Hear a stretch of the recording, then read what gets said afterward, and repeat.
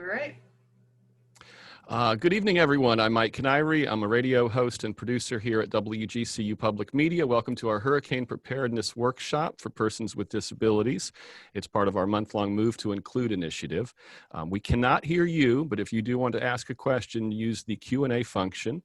This will be recorded and posted after we're done if anybody wants to share it or listen back. Also, any documents that our presenters use will be available to everyone as well. And this webinar is being closed captioned, so if you do want to enable that, just click the little CC button at the bottom of the screen in Zoom to see them. Our presenters this evening are Kevin Lewis. He's Executive Director at LARC in Fort Myers. Kevin, thanks for being here. Evening, Mike. Kevin will be speaking about preparedness from the perspective of organizations that serve people with disabilities, and from the group home perspective, LARC owns and operates 2 residential group homes. Then after Kevin, we're going to hear from Lee Mayfield. He's Director of Public Safety and the Director for Lee County Emergency Management. Lee, thank you so much for being with us this evening. Sure, Mike. Thanks for having me. And then we'll round out the panel with Lauren Bonica. She's Collier County Emergency Management's Human Services Program Manager. Hello there, Lauren. Good evening, everyone. So happy to be here. Thank you very much for having me. And again, if anyone has questions, just use the Q&A function and I'll bring them into the conversation, or in some cases, just hold them till the end. And now I'm going to hand it over to Kevin Lewis from LARC. So Kevin, go right ahead. All right. Thank you, Mike. Thanks for the opportunity. And welcome everybody tonight. I think as we're in hurricane season, actually, with what Tropical Storm G, Gonzalo out there already, we all recognize the need to do preparation, things of that nature. LARC has been doing services since 1954, and so it has a few hurricanes under their belt. So we'll share a little of information from things we've done that worked, and frankly, some things that didn't work. And that the moral of the story is, if you've seen one hurricane, you've seen one hurricane. And the emergency management people will probably speak to that, but during my career in Florida, I've gone through Hurricanes Andrew, Charlie, Irma, and they're all very, very different, very individualized. And so when I checked with our staff that oversee our group homes, Mike, what they said was, don't panic, prepare early and plan. And they said that was kind of the key issue for them. And I think each plan that anyone makes, whether it's a group home, an organization, or a family, really is going to be very different based on the dynamics of their situation, where their home is located, what type of home or housing is it, what resources do they have. And I think it's really, really critical that we recognize that there's not a one-size-fits-all plan. But here's some of the things we do and that have really kind of saved us or helped us in the past. One is, you don't want to be preparing now for many of the things, and you don't want to really be planning too much after now, because we're in hurricane season and we really need to be planning now. We have already purchased and have stored adequate food and supplies to support our homes for over a week in each instance, and really keep those on stock. We'll keep those supplies, which include food, water, and other things, throughout hurricane season until it's over, because as we all know, I think it was Hurricane Wilma, that hurricanes can come late in the year as well, unfortunately. Yeah, a key thing when we're responsible for other people is, do we have medications on hand? And do we have ample supplies of medications on hand? This is real critical, because if we get in a situation where people are displaced, having appropriate medications to meet their needs is going to be absolutely essential for their safety and well-being. Another thing handy to have are identification, legal identification for all parties.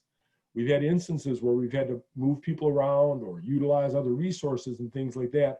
And having legal identification ready to go for all the parties you're involved with is real, real critical.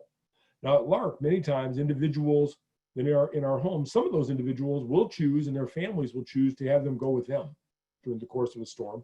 And that's fine if that's part of the plan. We work with families individually on that. If not, however, we are prepared to shelter in place as our first option, and we'll do what we have to do to shelter in place. We'll gas up all the vehicles, just like everyone will, so that we're prepared.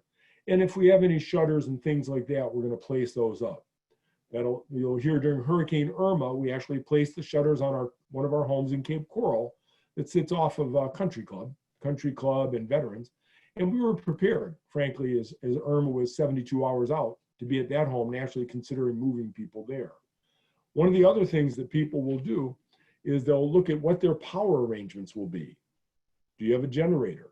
Do you have special needs where it's essential you have power? Do you have a battery backup if you cannot use your generator if such time you lose it? These are all things you want to be planning for now to look at, depending on the special needs you have in your circumstance, to make sure you really pre-thought that out. You don't want to be the person we all watch on the news that's running into Home Depot or CVS the night before the storm trying to find these things. Better to plan in these circumstances. The other thing is cooking plans. Do you have alternative cooking plans if you are sheltering in place? Do you have a gas grill? Do you have adequate gas rat? Do you have a gas stove, perhaps a Coleman stove, those types of things? One of the things our staff is very good at is planning meals and pre-cooking a number of things prior to the storm. Because it works out very well for them to do so. And that way they have that. And that came in real handy again during Irma. Then we go to the who does what and when. As a storm approaches, the news service, public television, public radio, the other stations are going to give us a tremendous amount of information to allow us to do some planning for things like that. So we need to be planning, particularly in a group home setting, with our staff to say who are the staff that are going to stay there during the duration of the storm. These staff may work 24, 48, 72 hours. And so it's got to be a group of folks, and you've got them usually that work for you, pretty committed to that. Equally important, though, is who's their relief team? Because we have to make sure those people aren't planning to leave town as part of their personal plan, because we know once the storm clears and the environment stabilizes, we want that relief team to come in to be able to provide staffing at the group home. It's really critical to be able to do that. As we look into this season particularly, and I imagine the folks from emergency management will talk about it, we have another major variable in the COVID-19 virus in that. As I said earlier, our first preference is to shelter in place. And I believe if we can shelter in place in a group home or any place else, if that's safe to do, that's a great idea, because we'll expose people to less risk outside of our homes if at all possible. However, if that's not possible, do we have an alternative place? As we know from the Agency for Persons with Disabilities that license and oversees homes for folks with intellectual and developmental disabilities, our plans include, do we have an alternative place to go to? Do we have another group home in another part of the state that we could possibly go visit? Those types of things. If it's a personal home, do I have friends? Do I have relatives elsewhere in the state of Florida, perhaps in the other coast, to the north, more to the center of the state? Are there people that know me that I can go shelter with? That would be a better strategy in many cases than going to a public shelter, which may be pretty stressed this year because of the COVID-19 virus. So we have to consider that as well. So can we do those types of things and have safe placement options? Now, Mike, I said, we have all these plans in place and we have an experienced staff, and then Hurricane Irma comes in 2017. And Hurricane Irma shows how the one thing you have to do is you have to prepare early, you have to plan, then you best be flexible, because even the best plans don't always get to work out the way you wish. Hurricane Irma is arriving. We're told we'll be able to shelter in place. We put up shutters. We have hurricane shutters at one of our homes. We're going to move both homes together. We have a generator. It's a great plan. We're very lucky and very happy to have that. Until about 24 to 36 hours before the storm's slated to arrive. And at that point, the forecast changes slightly. And we're now told there's the potential for 10 to 12 feet of water where that home's located in Cape Coral. That's not a good idea. And that's always a worst case scenario that we're going to get from the weather folks. But that worst case scenario, frankly, is not one we can accept that risk. And so at that point, you've got to be flexible and look, what else can you do? At this point, the storm's getting closer and closer. Weather's starting to deteriorate a little bit. And we got lucky because we were fortunate and able to look on our own campus, knew that we had land and property that was significantly above the flood zone. And we were able to relocate folks temporarily to our campus, where we had a building, we had cots, we had bathrooms, we had a kitchen. We had a number of things in place, and we actually were able to weather the storm there with staff that stayed there for about 48 hours in that. Good news is lucky sometimes works, is that the home in Cape Coral that we left, that was shuttered up, never lost power. And so as soon as folks could return to that home, it was fine. and we were able to return folks to that home. It did not flood. Our other home, which sits on the Caloosahatchee River, had some very minor flooding, but did lose power. And so we were able to use that home for several days until such time we could go back to and use both of our homes. But plan A didn't work out. Plan B wasn't viable to go to another place because Hurricane Irma was over the whole state. There was not a whole lot of places to go to. And plan C did work for us in that instance. And we learned some lessons. That was it. That was an example of mistakes. And you'll make some mistakes with that, but you've got to be able to adapt. You've got to be able to adjust. And we did learn some lessons, and we further prepared that building we used on campus. We saw it and got a legislative appropriation, installed hurricane windows and generators and strengthened trusses. And so now that's a big part of our plan going forward as we look at this. We'd much rather stay home, but if plans don't work out, you have to adapt when you can. Yeah, so that's kind of what, from a group home perspective, Mike, how we view it is prepare, plan, and then adapt. Would you have also had a local shelter identified in case that became necessary as well? We could have used a local shelter. Our individuals we work with at LARC that live in the community are registered at the special needs shelter. In that instance, everyone went there. Group homes are really discouraged from registering at shelters by the Agency for Persons with Disabilities and told we're expected to solve this problem ourselves. And so many group homes have been discouraged from using them, which I think I'd register anyways, frankly. But that's one of the reasons we sought the appropriation to build that little shelter for our own needs. Okay. Yeah. Let's see. We have a question. What about generators availability even when plans change? In other words, sort of, generators down the line when you have to move to that second step. Yeah, we did have portable generators in that instances, and we brought the portable generators with us. That we were lucky we had a truck. We could do that and load the truck and take it over there. So we could provide lights and things like that. With a new design, we now have a built-in generator in that building that will support the air conditioning as well, not just the lights and the refrigeration in that, because many times generators are just going to support some of your basic living skills. What about, suggestions or ways to help the people who live in the group homes, deal with the added stress of, something that's uncertain like a natural disaster? I think that's where the staff does a real good job, frankly, of not simply obsessing over the TV, but promoting activities, promoting actions, promoting things to keep busy. Many of those preparation activities, the folks in the group home can participate in. And having a sense of ownership, having a sense of I'm contributing to the solution is good for all of us. That's good for all of us when we're anxious, is to be able to have something to do. And so those are the types of things.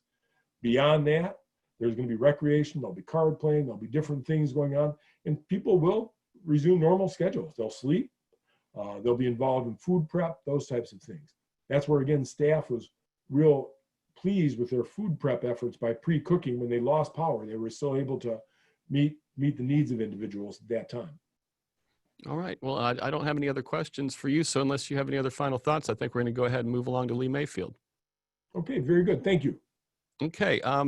Lee Mayfield, we're going to bring you in now. He's the Director of Public Safety and the Director for Lee County Emergency Management. I'm going to go over what's going on in Lee County, especially I think we'll talk about how, COVID-19 maybe has changed your plans. But Lee, go ahead and take it away. Yeah, good evening, Mike. Thanks for having me today. It's good to be with everyone. At Lee County, we always, this time of year, are in full hurricane preparedness mode. We really want the public to join us in those efforts too, to encourage everyone to have a plan, especially as we see the storm starting to form out there. We've all had a long year, I think it's safe to say, and I think understand the added apprehension going into hurricane season this year with everything we've experienced really from February and March on to now. So, I think there are a number of areas where our hurricane plan may be adjusted this year going into hurricane season with COVID-19 being on our radars. But at the same time, there's a lot of areas that really remain the same. The hurricane risk is still there for us in, the peak months of August, September, October. The funny thing is the hurricanes don't know that the virus exists, and the virus really doesn't know that hurricanes exist. So we still really want the public to maintain that preparedness posture and to understand that those wind risks are still there, the storm surge risks are still there, and to make sure they understand their risk in relation to their home and what storm surge zone they live in. You know, our evacuation decision making is going to be, the messaging may be a little bit different this year when it comes to where you live. You know, we always say that if you live in an evacuation zone for storm surge, that you need to evacuate. But if you live in a well-built home and you're far enough inland, away from that storm surge zone, you really should consider staying at home every year, but especially this year with COVID-19 being front and center in our community. So I think that's a real big thing. You know your storm surge zone and know your home. Know how well built your home is. You know, unless you live in a mobile home or a houseboat, you know, of course, in those circumstances, we would want you to evacuate for wind. But most homes these days, the good news is we have really good building codes in Florida. So, you know, if you live in a well-built, newer home in the last, you know, couple decades, we really don't worry as much about the wind, but we still worry about the storm surge. It doesn't matter how strong your home is. If you have, you know, 10 or 15 feet of water at your doorstep, then that's a bad day for you. So really making sure that people take those precautions and understand what storm surge zone they live in. You can find those on any county website in Florida to make sure you know where you live in relation to that risk. So I think those are some of the things we'll change. We also may have a little bit of a different footprint in our public sheltering environment. And even before I get into that, I'll say, you know, this is our message every year, is that our hurricane shelters, both our general population shelters and our special needs shelters, should be an option of last resort for the public. You'll be much more comfortable if you shelter with friends or family outside of the evacuation zone if you're ordered to leave, or a hotel motel if you have the means to do that outside of that mandatory evacuation zone, and really rely on our hurricane shelters in our schools and our parks and rec facilities as an option of last resort when you don't have any other plans that worked out. You'll be much more comfortable in a smaller environment with your friends and family, especially with COVID-19. You know, we're taking some precautions there for sure. One is limiting the number of people we want in each shelter, so we can apply that social distancing spacing in the sheltering environment, more so than we were able to do in Hurricane Irma. If everyone remembers, we had very large amounts of folks going to our public shelters in Irma because of the storm surge risk and that large evacuation zone.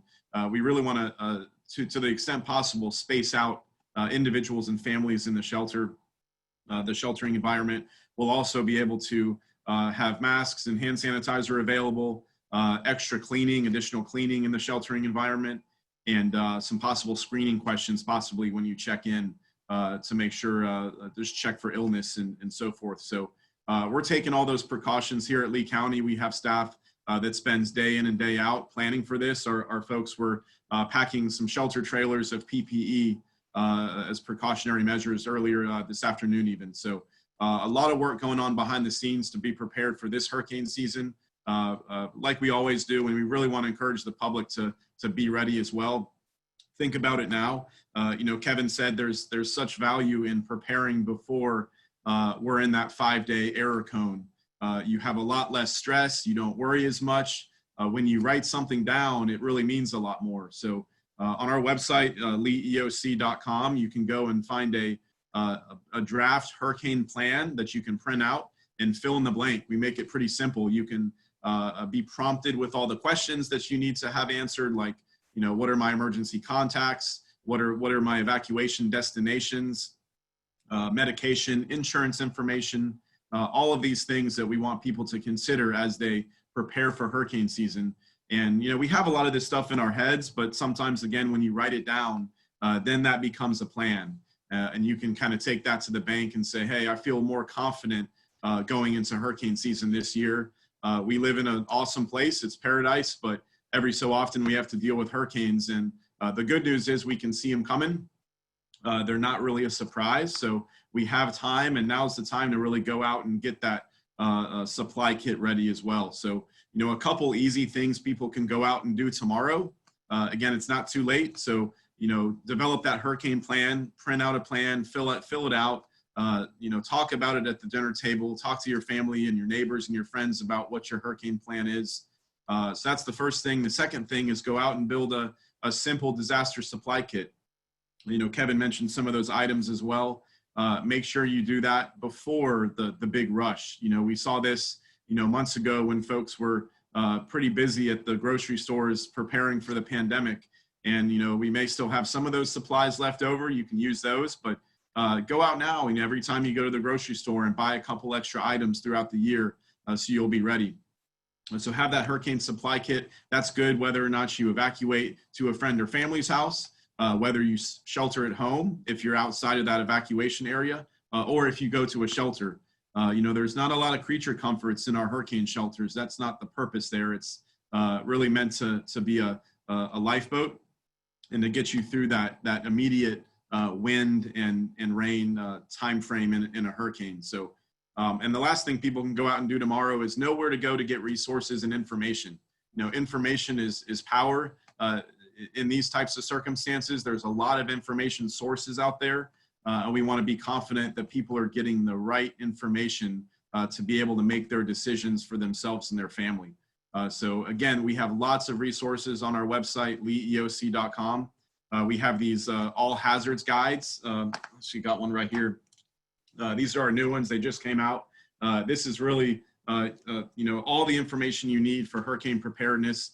We have shelter information in there. We have storm surge information. And I'll talk about special needs in a second because I know we wanted to get some good information out there. But that document is available through our Emergency Operations Center. It's also available at a lot of locations throughout the community and on our website as well. So we want to make sure people get that information. So much information in there to digest. You can't do it really in a 10 or 15 minute spot here, but the information is out there, and we really encourage everyone to dig into that and have that plan. So like I said, you know, we have our special needs shelter program. This is a really great program that counties all throughout the state of Florida participate in. And it's really meant for folks that need a little bit added layer of care above and beyond what's offered at our general population shelter. So folks who have manageable medical issues, but need a little bit added level of care, electricity dependent. So if you have medical equipment that may need electricity to a certain extent, and other types of medical issues that will require some support. We partner with the Florida Department of Health in Lee County here, and they do a great job of running that shelter. We assist them with logistics and coordination on that shelter. And the catch is you do have to pre-register for the special needs program here in Lee County. And I'll say again, we really like folks using this special needs shelter as a backup option. So not everybody, and it's interesting, we have lots of folks that are on this special needs registry, but really not a lot of them use the shelter when it comes time. We found in Irma that a lot of those folks had a first, you know, a plan A, and then this special needs program and shelter was their plan B. So kind of a safety net there. What happens is when you sign up, the Department of Health kind of vets the information to determine if you meet the specifications for the program based on their level of care at this shelter. And if you're accepted into the program, we actually call everyone during a hurricane evacuation and ask them if they need support, if they need transportation. If not, they can transport themselves to the shelter. If they do need transportation, we will provide that transportation either through Lee Tran, our bus service here in Lee County, or EMS as well, if you have that added layer of support that you need. So it's a great program. We'd encourage everyone to check it out on our website. Debbie on our staff does a great job of talking everyone through questions if they have questions about that.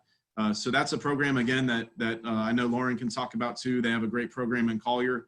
But again, I'll say we really want people to do their best to have a plan A that is not the hurricane shelters. But if you don't have any other option, we'll be able to support those sheltering operations here at the county level. Again, in partnership with a lot of other agencies, school district, law enforcement, EMS, fire, and even, you know, county employees that staff this shelter. We have a lot of really good folks that that serve in those roles. So again, I'll probably stop there for now and be available for some questions.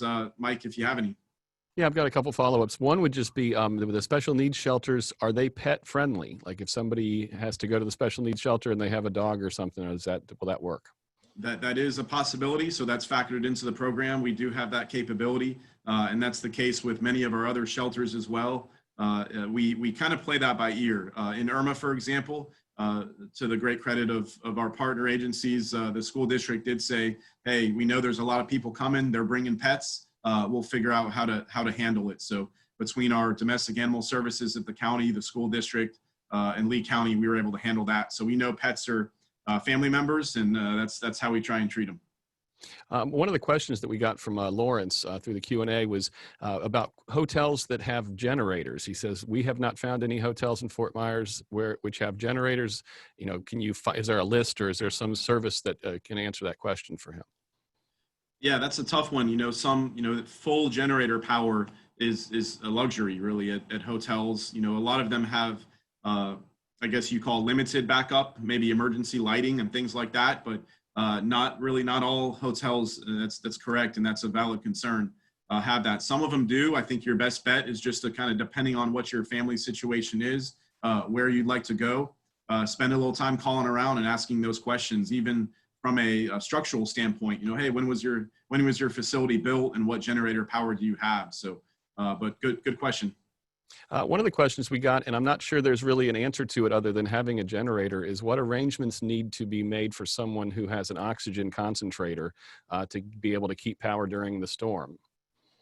Sure. So that's a good, one of the, I guess, answers is that's a good opportunity to look into our special needs program. We partner very closely with our utility companies, LCEC and FPL. They do a lot of good work as quickly as they can to get power back on to the most people as quickly as possible.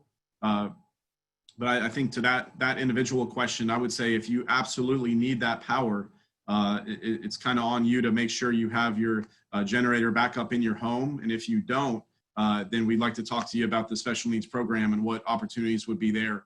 Our special needs shelters do have generator backup, and oxygen dependency is one of the triggers for admittance into that special needs program. Just a follow up too on the sorry, I had a little feedback there on the coronavirus question. So if people show up and they're showing symptoms, will there be a isolation area, or what will happen? What will that trigger? Yeah, that's the plan, and we're still coordinating with a lot of different agencies throughout the state. Our mass care partners at the state EOC in Tallahassee, just to figure out what these best practices are going to be. And really, this is a best practice on a normal day. So even if we had a storm 2 years ago, we like to, isolate people who are ill. We don't like to spread, germs in sheltering environments. So yeah, we'd have some sort of an isolation protocol to be able to space out people who might be ill as compared to people who don't exhibit those symptoms. Okay. And last question is have you identified new possible sort of expansion shelter space because there's going to be less capacity at the shelters? We have, and that's something really since Irma, and I'll use this example. In Irma, we had, I believe, 14 shelters open. We're up to about 20 shelters right now. And one point to make is we're limited in our shelters here in Southwest Florida because of our storm surge risk. So we spend a lot of time trying to figure out, how do we add shelter capacity and square footage? But yeah, that's something we're considering right now. But even since Irma, for example, we've added shelters in the last 3 years. Okay, thank you very much, Lee. I'm going to pivot now to Lauren Bonica, but real quick, just want to let everybody know that if for some reason you get disconnected, the original link that you used to join this will be the same link, so just use that. So next up is Lauren Bonica. She's Collier County Emergency Management's Human Services Program Director. Lauren, the floor is yours. Thank you very much, Mike, and thank you, Lee and Kevin and Ann for coordinating this. And most importantly, thank all of you for joining us. This is one of the greatest things that we can do is listen to your questions and your feedback, hear what you need, and that makes us such a stronger agency, such a better organization, and it helps us truly prepare. I like to say that there's no question that's silly, that's unnecessary to ask us. Each question you ask can help us protect and serve other people, and that's really what we're all about. So again, thank you for the intro. My name again is Lauren. I'm with Collier County Emergency Management. I'm thrilled to be here with you, and I work in the Human Services Division. And I'm going to be here with you the whole time, but so you don't have to just stare at me smiling and talking, I'm going to share my computer screen and allow us a chance to take a peek, but I'll also be able to still connect and talk with everyone. So thanks for giving me a second to start my slideshow here. And I look forward to your questions and your thoughts. So being part of Move to Include is really an honor. I don't think we've ever had a chance to do this before. And thank you for that, because working with everybody, every season, every day is what we are all about. If we do have anyone who's with us tonight dealing with COVID, any victims, any survivors, we just want to thank you again. You're on our minds. We are very grateful for you and all your dedication and your hard work and your continued patience. We know that this is every day. And so throughout my presentation, not that we want to remind everyone about COVID, but a little distraction like a Where's Waldo, as we've hidden a little COVID logo in the presentation for you to find. Just to remind you that COVID is everywhere, and no matter what we do to prepare, we also need to be very observant and keep our eyes out for ourselves and our families and everyone that COVID is with us. Thank you very much for all that you do. I believe that together we succeed, and that's something that we have to continue to remember during these wild times. On the screen now, I shared a map of what Hurricane Irma looked like in 2017. And the picture below that at the bottom, not that any of us need to get prepared for a hurricane, but there's a really, for those of you who are from Collier County or maybe would evacuate to Collier County, we've got a small community called Immokalee. And this was a video put on YouTube from Immokalee Middle School. And it really showed the community support for our special needs community and both adults and children. And I always recommend watching that. It's very inspirational. It takes you back there a little bit, so be prepared for that. But it's really a great video to kind of get your minds aware. Everything we do for special needs comes back to communications. And we've learned that over the years that we get feedback. One of the things that we've done really well is communicate, and sometimes a little area for us to improve is that communications. We want you to have a family communications plan. I'm from the north, a little state called New Jersey. Some of you may have heard of it. And if people hear something's happening in Florida, they think it's happening to me, and they don't realize that Florida is gigantic. So please communicate with your families. Let them know ahead of time what your plan will be. If you're gonna be able to text message or post things on Facebook. There will be cell phone limitations, and a lot of us are dependent on that, especially if we need that to track our health, monitor our heart. I really enjoy working with one of my families in Collier County, but he is highly dependent on electricity and his cell phone to let him know if his heart rate is good, if his oxygen is low. He doesn't have a generator. So that makes it a little extra tricky. And perhaps some of you can relate to that. Now, buying an at-home generator isn't for everyone, and we understand that, but that's why we have the special needs program, so we can work with you. But again, something as simple as your cell phone, take a look at it now. Do you have a charger for it? Do you have a copy of your birth certificate or a copy of your passport on that? Take a picture of your driver's license. Take a photo of your medicines and have all of that on your phone, and then make sure you keep yourself a charger and a power strip, because you can bring that to the shelter with you.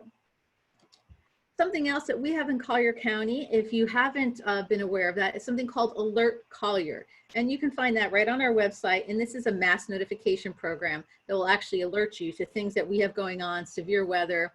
And again, if you're on our special needs registry, which I'll talk about in a minute, we will use Alert Collier to send you advance notifications. We recently had a wildfire that came on quite quickly, and we had about 15 of our special needs families that were downwind from that, or perhaps in the zone that we wanted to give them a heads up on. Thank goodness we had everybody pre-registered in our special needs program. It gave us an opportunity to say, hey, what's up? It's Lauren. Are you there? Do you need help? And we actually had a lot of people that we were able to dispatch the fire department to and our police just to help and support them. Knowing you're out there helps us get to you quicker and more efficiently. This next slide are two of my cuties from Hurricane Harvey, and I like to share this just because it's a good shot of a shelter. And Hurricane Harvey also reminded us during Irma that we needed to get ready. As Director Mayfield shared, the shelters is a lifeboat, not a love boat. And I know that's an old-fashioned movie, but you can tell how old we are by referencing that. Please, a shelter is there to protect you. But this year, we have to ask you to be extra vigilant. If you have asthma, if you're not feeling well, if your home is a better place for you to stay, you really might want to consider that. Stay with families and friends. Prepare to have enough supplies, enough food, enough medicine for at least 96 hours. This is up a couple hours for Collier than the previous years, but we wanted to share that. We also are talking about COVID still, and for those of you who have children and you're trying to work with them, or just adults like me who love to kind of see the artwork, there's a great book that Florida Gulf Coast University put out, The Germ That Wears a Crown, and it talks about coronavirus. I always like to share that when we do presentations together because it's a great reference, and that's that little photo on my slide right there. So check that out online. Now I'd like to talk a little bit about our special needs registry. I'm so glad Director Mayfield talked about this already. I keep saying those words, but what does it really mean? A special needs registry. Go on our website, enter in your name, your address, your phone number, your email address, or if you're doing this for a loved one, your loved one's email address, and you can do this for yourself or your family member, adults and children, teenagers, everyone is welcome. Some of your basic medical needs up front.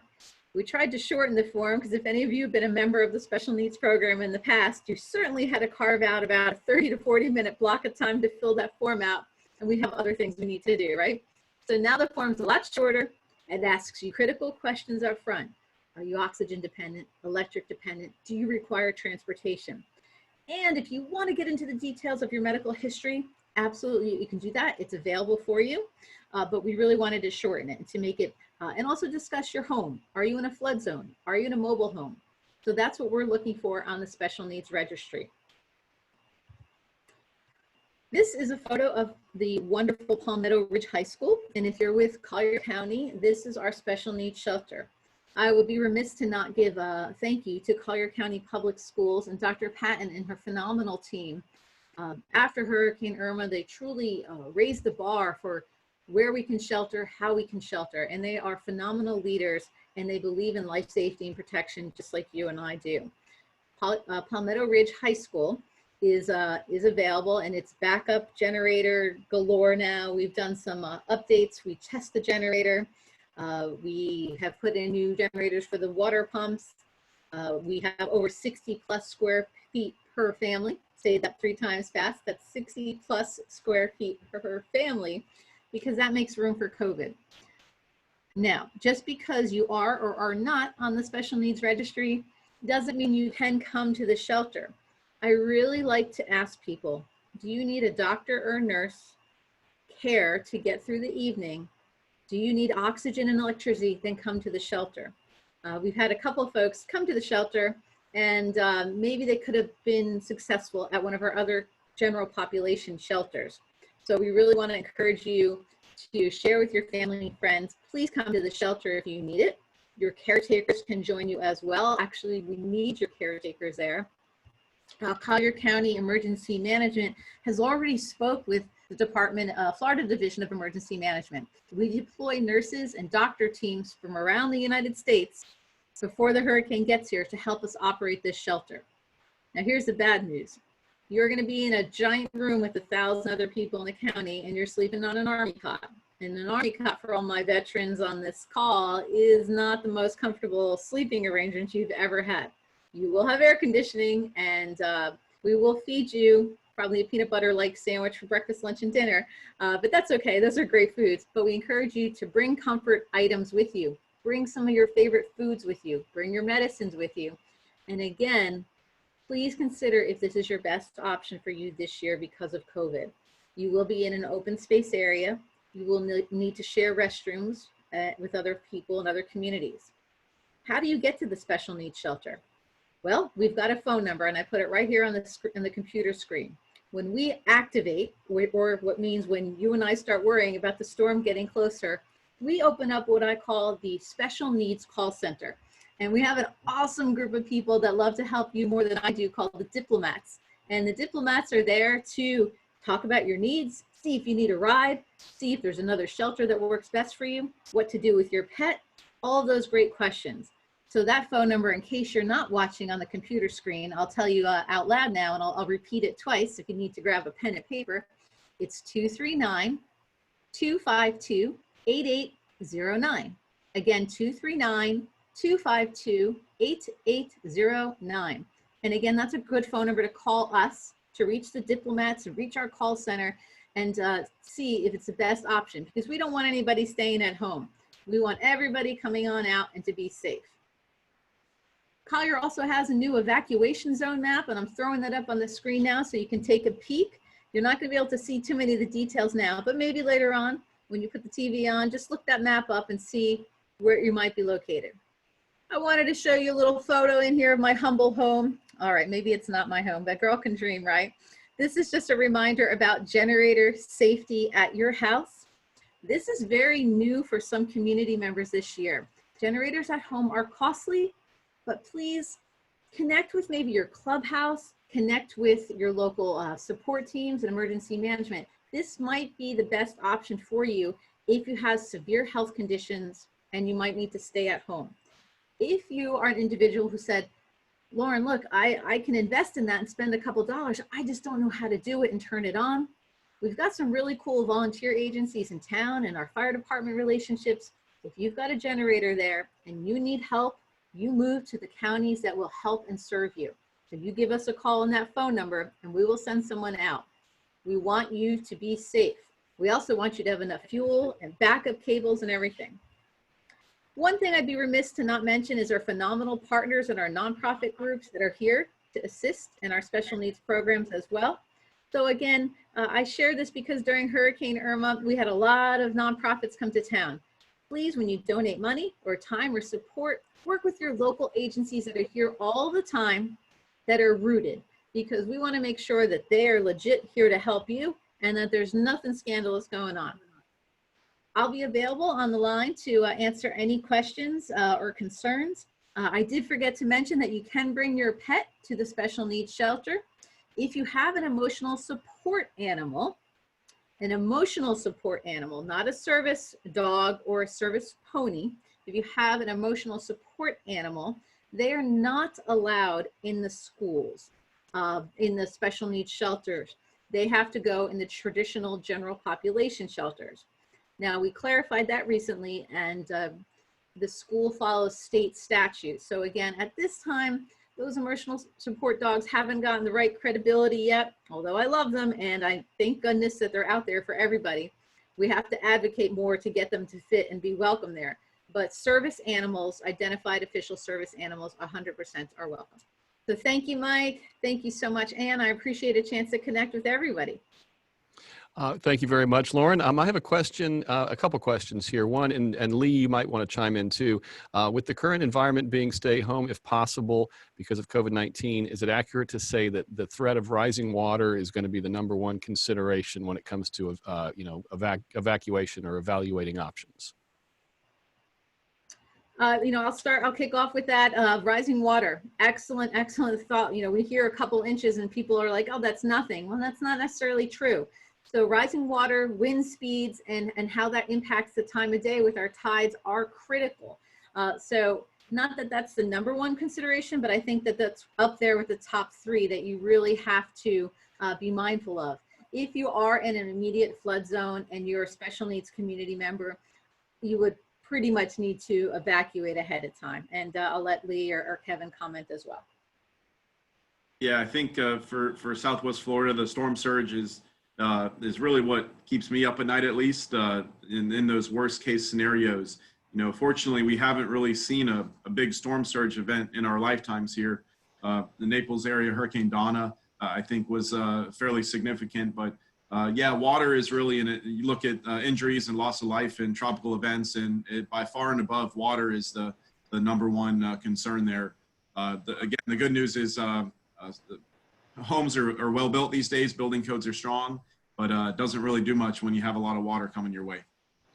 And in a related question from Nicole through the Q&A, she says she lives in an apartment complex in Naples. The parking lot floods easily. The staff does not offer sandbags. What are the sandbag options? Start with, I guess, Lee County, and then we'll talk to Lauren. Yeah, we can provide those when needed. We really don't don't want people to rely on sandbags too much. If you have a little bit of flooding, more kind of nuisance flooding, they can be effective, but that's really not the flooding we're worried about in a big hurricane. In a big hurricane, we're talking, more than just a couple inches or a foot of water when it comes to storm surge. Irma, for example, we could have seen 10 to 15 feet of storm surge, and in those circumstances, sandbags obviously wouldn't help. We do have a process to get those out to the community when it's appropriate, though, through our fire districts. Yeah, it sounds like she's just more worried about like her location floods easily, so maybe even just a bad storm might cause an inch or two of rain. Sure. Lauren, same basic premise in Collier County? Same thing. The only difference I'd say is as a gardening fan, sometimes you use a bag of soil instead, because then you can recycle it and plant it. So I know that Collier County doesn't offer sandbagging programs. It's an excellent program that some counties offer, and people have asked us to bring that back. But at this time, it's not part of our preparedness efforts. But it's great. But in lieu of that, sometimes Miracle-Gro can help you out too. We have another question from Ruth. If you need to go to the special needs facility and have a pet that is not a qualified, quote unquote, qualified service animal, what happens? Well, in Collier County, you can actually bring your pet to the shelter, but it'll need to go in a separate wing. And I do apologize. I don't know that I clarified that. We also, you just can't keep the pet next to your bed and next to your kind of living space in the shelter. So if you're a special needs client with a big old goofy golden doodle, I'll use myself as an example, they could come with me, but they have to stay in a crate and they have to stay down the hall. Now that's difficult. It sounds easy, but it is difficult when you rely on those animals. If it is a certified service animal, it can stay next to you. And Lee? Yep, same here. So we, in Lee County, we do accept pets, service animals and pets at the special needs shelter. Most of the time they wouldn't be right there at your bedside, though. They'd be, crated in another area of our special needs shelter, but we can accommodate. And we have some people who are watching this evening that aren't in Lee or Collier counties. And I guess if they have questions about their county specific stuff, they should contact their local emergency management offices. Absolutely. All right. Well, do any of you guys have any questions for each other? Because that's all the questions we have. So I think we're coming up toward the end here. No? I don't have any further questions. I would like to continue to thank everyone. I know people have been working so hard since February, March with COVID. All our community members have become experts at preparedness. Please do pack a bag. If you've got an extra suitcase in your closet, throw some masks, hand sanitizer, copies of those important documents, and let's never need to use it. But if you had to grab it and go quickly, it's ready for you. So Collier County thanks you. We can't do it without you. My contact information is there. If you have any other questions, Director Summers couldn't be with us tonight, but I'm happy to share those questions with our entire team, and we are here for you. Any final thoughts, Lee? No, Mike, thanks for having us. Again, this is exactly the time of year where we want to get on the news and talk about this. So again, we have a great website that has lots of different options for preparedness, and we're happy to assist if anyone wants to call our office and get more information. And just like everybody, we're hoping for a quiet hurricane season year with all we've had, but we'll be prepared, and we hope the community is as well. Thank you. Thank you. And real quick, somebody just asked, what is the number for Lee County EOC? Or what would be the best number for somebody to call with these questions? They can call 239-533-0620. Okay, and Kevin Lewis, before we go, any final thoughts? Yeah, I think, again, thanks for the opportunity. Thanks to the Golisano Foundation, who underwrote some of this to make this happen. And I think for the folks that are out working in the community, whether it's the EOC folks, the people working in group homes, thanks. There's a lot of heroic work that goes on day in, day out. People taking great care of one another. And we're blessed with that. Now, we all hope, I think Lauren said it best, pack, be prepared. And I hope in November, we're all taking it apart and going, gosh, look at all the stuff I got I can use. That'd be the best outcome for us all. All right, well, that is the end. I want to just thank everyone, Kevin Lewis from LARC, Lauren Bonica from Collier County, and Lee Mayfield from Lee County. The slide presentation that Lauren presented will be available, as well as a recording of this. It'll be on our website. And I just want to remind everybody, this is part of our month-long Move to Include initiative. You can learn more about it on our website, wgcu.org/move-to-include. And again, thanks to everybody for being a part of this evening. We hope we answered some questions for you. So thank you. Thank you, Mike. Thanks, everybody.